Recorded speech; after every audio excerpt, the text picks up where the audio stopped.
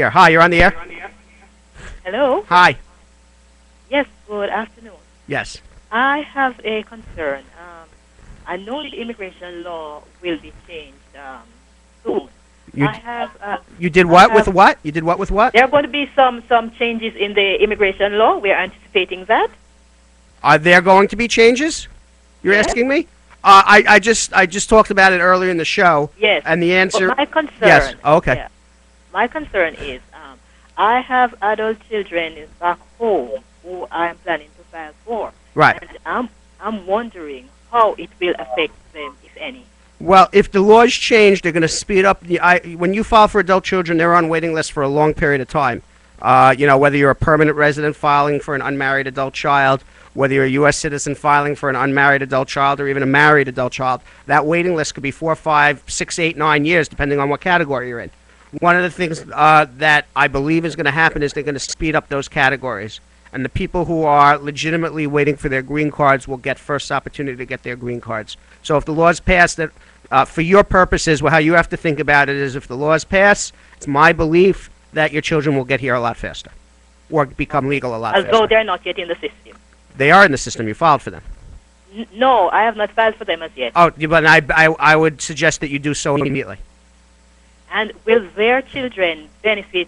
Yes. That, yes. Oh, okay. Yes. All right. So get the application in. I will. Okay. No, before I go. Oh, yes. Yes. Yes. What's the cost for the filing fee? It's $355 per child. Okay. Thank you. Okay. All right.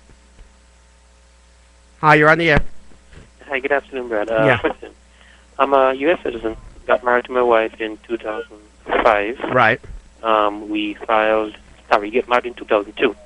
I filed for her in 2005, so she didn't have to go through their initial wait period. Right. She got the permanent. Right. Uh-huh. We use her aunt as for support. So I'm happy to be the support. Right. You understand? Yeah. Question. Can she or myself file for Medicare? Medicare. If she applies for Medicare, the aunt could be on the hook for the affidavit support because you are responsible for the first 10 years the person's in the United States. Okay, and Medicare would be need-based, correct. But That's now not if she files for her citizenship, which it seems like she's eligible to do, yeah, she is. and it takes about 4 or 5 months to become a citizen. Once she's a citizen, the affidavit support's no longer. Okay. So right. If she wants to get on Medicare, do your citizenship, become a citizen, and then do it. Okay. Question: Can I file for Medicare? You're a citizen of the United States, yes. Yes. Okay. Thank you. Okay. Good day. Hi, you're on the air. Hello, Brad. How Yes. are you? Good. How are you? Good. My mother-in-law is in Jamaica. Right. The National Visa Center has requested her police report, her original copy of her birth certificate, which I have a difficulty obtaining. What other documents can I use in place of that? Does she have a baptismal certificate? No, she does not have that. She has a school record. She has a passport. What happened to her birth? Was she birthed at home? Was she not birthed in a hospital? Is that why there's no record of her birth? No, they can't find it. We have been looking since August. In the National Record Center, they have no record of her birth? No. Wow. But she has a copy of the old birth certificate. Yeah.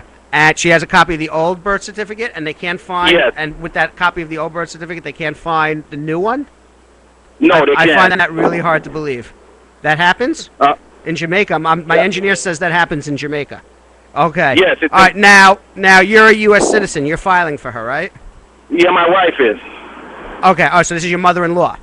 Yeah, my mother-in-law. Okay. Well, she has to go with whatever proof she has to show she is who she is, which would be her passport and her school records and affidavits from people.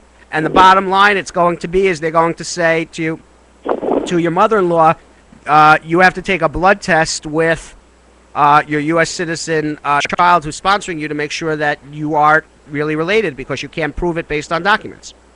Yeah, but she has a passport, the Jamaican passport. Right. But in other words, or national ID. She'll be able to prove who she is, but Okay. she doesn't have because she has her passport, and her passport will prove who she is. What the birth certificate does is the birth certificate proves the relationship between your mother-in-law and your wife. And the old birth certificate, they will not take. Well, actually, no. The birth certificate. It's the birth certificate of the. I apologize. Then she should be okay. I'm actually making myself crazy here. The birth certificate of there's nothing on the birth certificate that would prove anything. She just has to prove her identity. All right. So so she just comes with all her identification, and that should be sufficient. And if there's a problem, then you give me a call, because it's the birth certificate of your wife that proves the relationship. So my apologies to you. Yes, with the birth certificate of my wife, she has the old one. I don't know if they're going to accept that one. She doesn't. She should get the new one then. Oh, she should? Yes. But I have difficulty getting that too, because the website is down in Jamaica. All right. Well, someone could walk into, if your mother-in-law is in Jamaica, she can go to the National Record Center and do it. Okay. Okay. And if you still can't do it, you can come to see me, and I could send a way for it. Okay. And those documents, you need to send it back to the National Visa Center, correct? Correct. Excuse me. The National Visa. Wait. Let me ask you a question. Did you get the I-130 approved? Yes, I paid the $400, and then that's the waiting on the. Yeah. Okay. No. You don't have to send it back to the National Record Center. I mean, National Visa Center. Just hold on to the documents, so it's when it's asked at the interview. She has the originals at the interview.